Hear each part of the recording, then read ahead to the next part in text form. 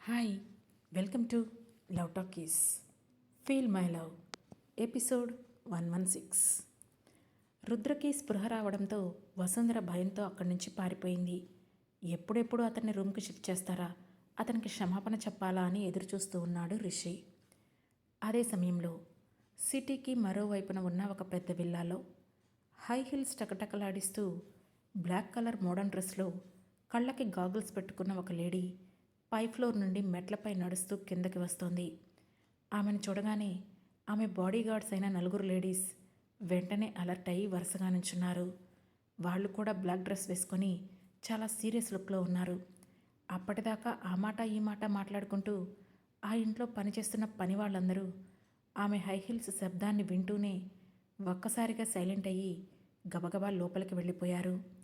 ఆమె నేరుగా వచ్చి హాల్లో ఉన్న సోఫా చైర్లో కాలు మీద కాలు వేసుకొని కూర్చుంది. అప్పుడే కింద ఫ్లోర్లో ఉన్న తన రూమ్లో నుంచి బయటికి వచ్చాడు గంగాధర్. వచ్చి రావడంతోనే హాల్లో కూర్చున్న తన కూతుర్ని చూసి నవ్వుతూ వెళ్ళి ఆమె ఎదురుగా కూర్చొని, కంగ్రాట్స్ స్నేహ బేబీ, అనుకున్నది అనుకున్నట్లే చేశావు, యువర్ సో గ్రేట్ అంటూ చప్పట్లు కొట్టాడు. కమాన్ డాడ్, నేను మీ కూతుర్ని, నాలో ఆ మాత్రం టాలెంట్ ఉంటుంది కదా అని అంది ఆ అమ్మాయి. మొత్తానికి వాడి చావు రుచి చూపించావు, వాడి గుండె ముక్కలు చేసేసావు, వెరీ గుడ్ స్నేహ అని అన్నాడు ఆమె తండ్రి Gangadhar. No dad, I'm not Sneha, I'm Sahasra, mother of Diya అని ఈవిల్ స్మైల్ ఇస్తూ చెప్పింది స్నేహ. ఓ ఓకే, బట్ నాకు ఇంకా ఒక విషయం అర్థం కాలేదు బేబీ, నువ్వు వాడిని చంపకుండా ఎందుకు వదిలేసావు? ఇంకొక బుల్లెట్ దించేస్తే అక్కడే పని పూర్తయ్యేది కదా అని అడిగాడు గంగాధర్. నో డాడ్, అప్పుడే వాడిని చంపేస్తే ఎలా? వాడిని నమ్మించి మోసం చేసి కుళ్ళి కుళ్ళి ఏడ్చేలా చేసి చంపాలి అని పళ్ళు కొరుకుతూ కోపంగా అంది స్నేహ. అంటే ఇప్పుడు ఇంకేం చేయబోతున్నావు బేబీ అని ఇంట్రెస్ట్గా అడిగాడు గంగాధర్. చాలా పెద్ద ప్లానే ఉంది డాడ్. అసలు నేను ఇంత కష్టపడి ప్లాస్టిక్ సర్జరీ చేయించుకొని వాడి లవ్వర్లాగా ఫేస్ మార్చుకుంది ఓన్లీ వాడిని షూట్ చేయడం కోసం మాత్రమే కాదు డాడ్, ఒక గేమ్ కోసం, ఆ రుద్ర లైఫ్తో ఆడే అసలైన గేమ్ కోసం అని కళ్ళలో నిప్పులు కురిపిస్తూ చెప్పింది స్నేహ. వాడి లైఫ్తో గేమ్ ఆడబోతున్నావా? అర్థం కానట్లుగా అడిగాడు గంగాధర్. ఎస్ డాడ్, అసలైన ఆట ఇప్పుడే మొదలైంది అని అంది స్నేహ. అంటే ఏం చేయబోతున్నావు బేబీ అని అడిగాడు గంగాధర్. వాడి జీవితంలోకి వెళ్ళబోతున్నాను డాడ్ అని చెప్పింది స్నేహ. వాట్, వాడి లైఫ్లోకి వెళ్ళబోతున్నావా? అంటే వాడిని పెళ్లి చేసుకుంటావా అని అడిగాడు గంగాధర్. అవసరమైతే అది కూడా చేస్తాను డాడ్. వాడి లైఫ్లోకి ఎంటర్ అయ్యి వాడి జీవితంలో ఉన్న అన్ని బంధాలను ఒక్కొక్కటిగా దూరం చేస్తాను. వాడిని బికారిగా చేసి నడి రోడ్డుపైకి తీసుకొస్తాను. ఆ తర్వాత నేనెవరో వాడికి చూపిస్తాను అని క్రూరంగా చెప్పింది స్నేహ. ఓ వెరీ గుడ్ ప్లాన్ బేబీ, అందుకేనా ఇలా సహస్రలా ఫేస్ మార్చుకున్నావు అని నవ్వుతూ అడిగాడు గంగాధర్. అవును, అందుకే ఇదంతా చేశాను డాడ్. లేదంటే నా అందమైన ముఖాన్ని తీసేసి వాడు ప్రేమించిన ఆ డెవిల్ ఫేస్ను నేనెందుకు పెట్టుకుంటాను అని అంది స్నేహ. ఓ ఇదంతా ఓకే బేబీ, మరి ఆ సహస్ర తిరిగి వస్తే ఎలా అని అడిగాడు గంగాధర్.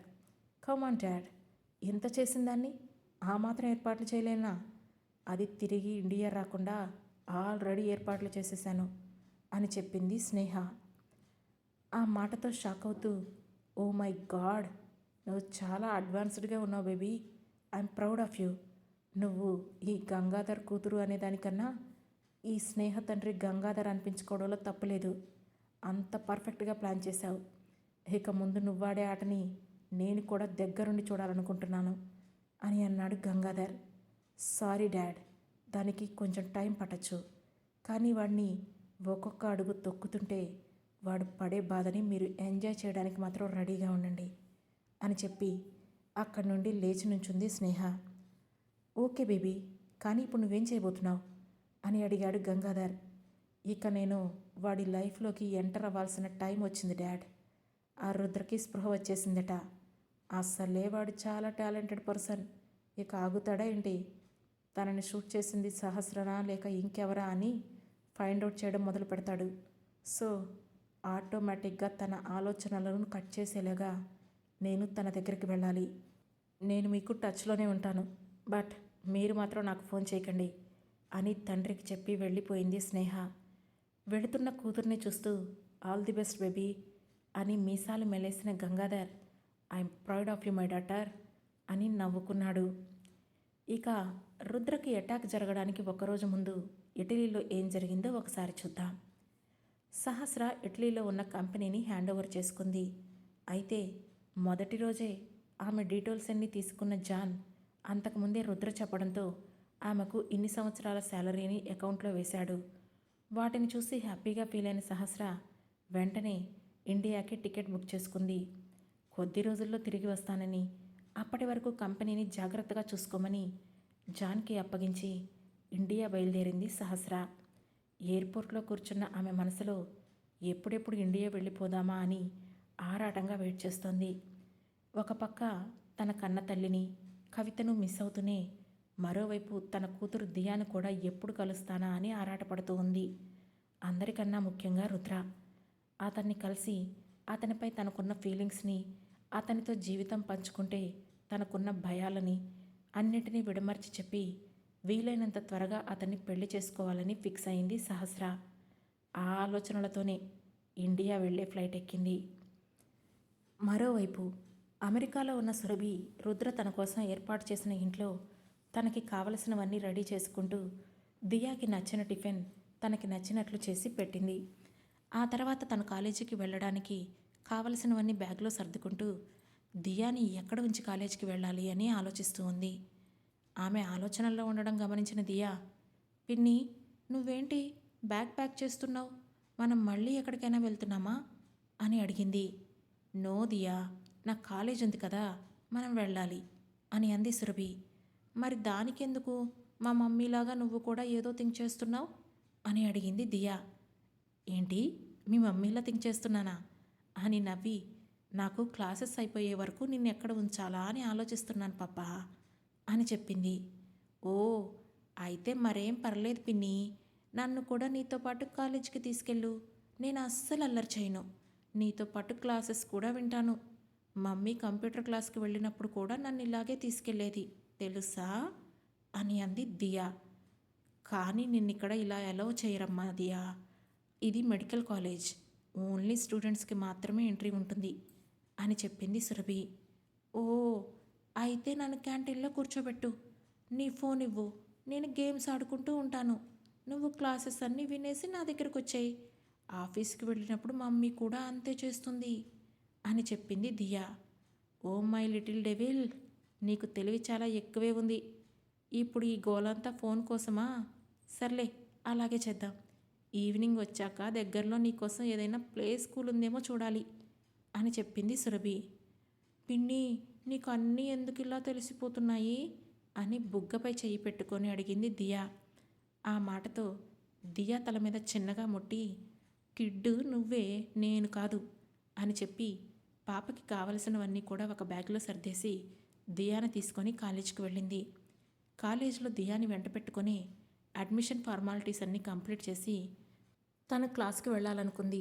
కానీ అంతకన్నా ముందు దియాను క్యాంటీన్లో వదలడానికి తీసుకువెళుతూ ఉండగా కొందరు అబ్బాయిలు, హాయ్ సంతూర్ మమ్మీ, టీవీలో చూడటమే కానీ లైవ్లో ఇప్పుడే చూస్తున్నాను అంటూ కామెంట్ చేశారు. ఆ మాటతో అందరూ సురభి దియా వైపే చూస్తూ ఉంటే కామెంట్ చేసిన వాళ్ళ వైపు సీరియస్గా ఒక లుక్ పడేసి పట్టించుకోకుండా వెళ్తోంది సురభి.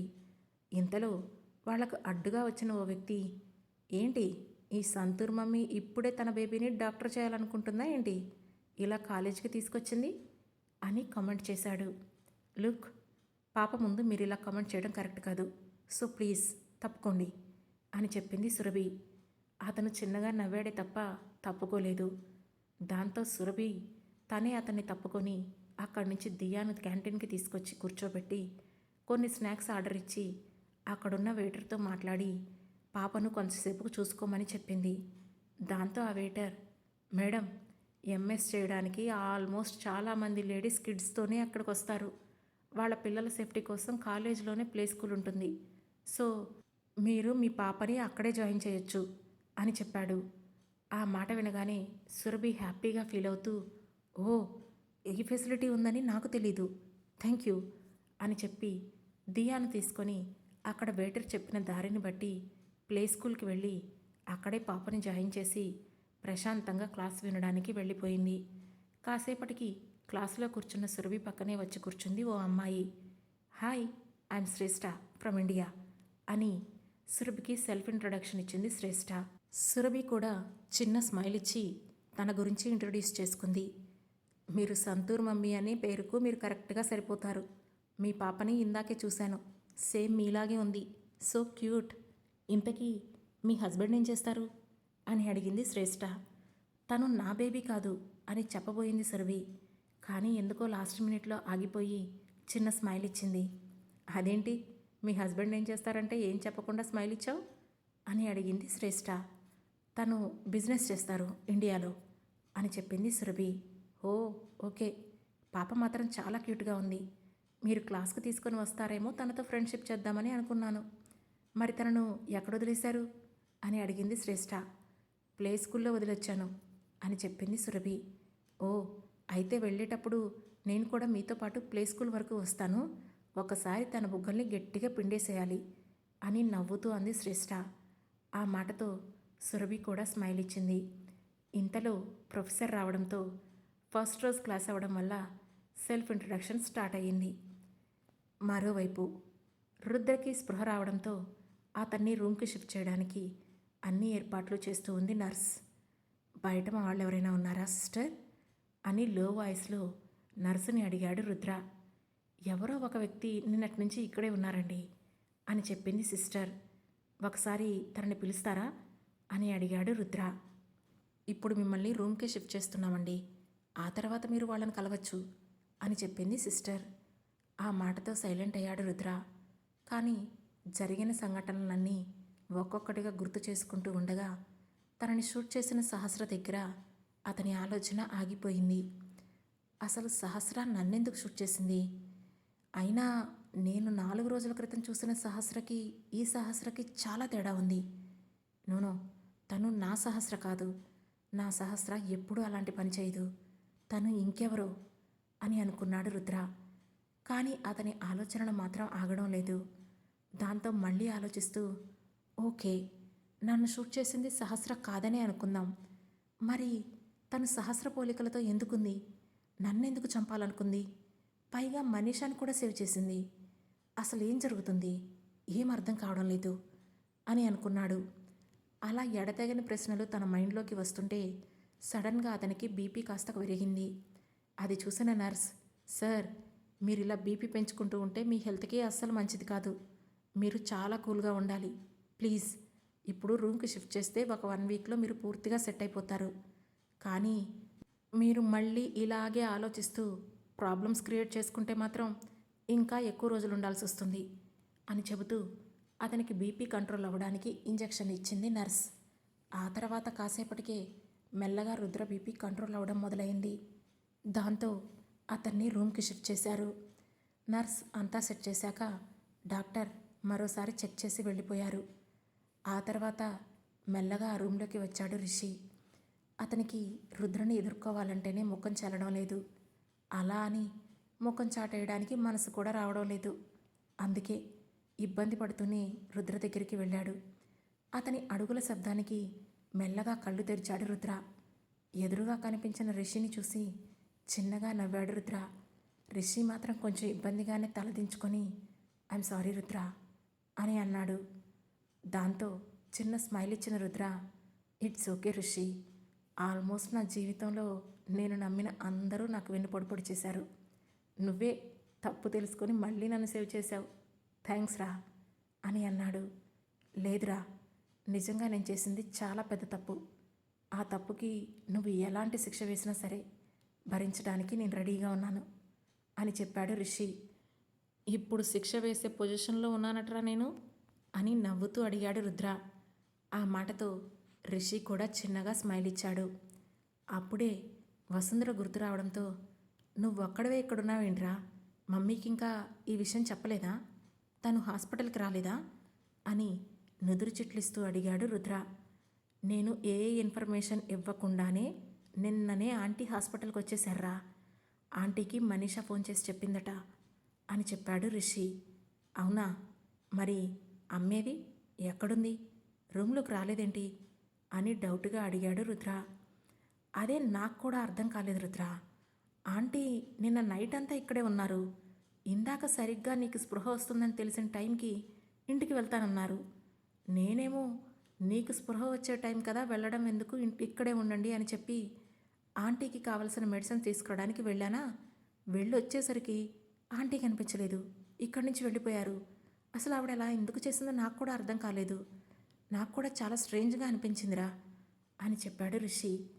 ఆ మాటతో చిన్నగా నవ్వి, దీన్నే నమ్మక ద్రోహం అంటారా అన్నాడు రుద్ర. వాట్, ఆంటీ కూడానా, కానీ ఎందుకు అని ఆ మాటను పూర్తి చేయలేకపోయాడు రిషి. సర్లే, అవన్నీ తర్వాత మాట్లాడుకుందాం కానీ ముందు నువ్వు వెళ్ళి ఏమైనా తినేసి వచ్చి పక్కనే ఉన్న ఈ బెడ్ మీద పడుకొని రెస్ట్ తీసుకో. చూస్తుంటే నా కోసం బాగానే కష్టపడినట్లున్నావే, అదంతా అలసిపోయిన నీ ముఖంలోనే కనిపిస్తుంది అని చెప్పాడు రుద్ర. ఈ దెబ్బలదేముంది లేరా, నేను నీ మనసు మీద కొట్టిన దెబ్బ కంటే ఏదీ ఎక్కువ కాదు అని చెప్పాడు రిషి. రేయ్, నువ్వు ఆల్రెడీ రియలైజ్ అయిపోయావు కదా, ఇక ఊరికే దాని గురించి తలుచుకోకు, ముందు రెస్ట్ తీసుకో అని చెప్పాడు రుద్ర. దాంతో రిషి కూడా అదే రూమ్లో ఉన్న మరొక బెడ్పై సెటిల్ అయ్యాడు. ఇంతలో సడన్గా ఆ రూమ్ ఎంట్రన్స్ డోర్ దగ్గర నుంచి రుద్ర అని పిలుపు వినిపించడంతో రుద్ర రిషి ఇద్దరూ ఒకేసారి అటువైపు చూశారు. అక్కడ నుంచని ఉన్న సహస్ర కనిపించగానే ఒక్కసారిగా ఆ ఇద్దరూ షాక్ అయ్యారు. ఆ తర్వాత ఏం జరగబోతుంది? స్నేహ తాను అనుకున్నట్లుగానే రుద్ర జీవితంలోకి ప్రవేశించగలదా? అసలైన సహస్ర ఎక్కడుంది? రుద్రను చంపాలన్నంత కసి స్నేహలో ఎందుకొచ్చింది? ఆసక్తికరమైన ఈ ప్రశ్నలకు సమాధానాలు తెలుసుకోవాలంటే వెంటనే లవ్ టాకీస్ ఛానల్ను సబ్స్క్రైబ్ చేసుకొని ఫీల్ మై లవ్లోని నెక్స్ట్ ఎపిసోడ్ను వినండి. మా ఈ కథ మీకు నచ్చినట్లయితే లైక్ చేసి, షేర్ చేసి, కమెంట్ చేసి, అలాగే హై పాయింట్స్ కూడా ఇచ్చి మమ్మల్ని సపోర్ట్ చేయండి. Thank you.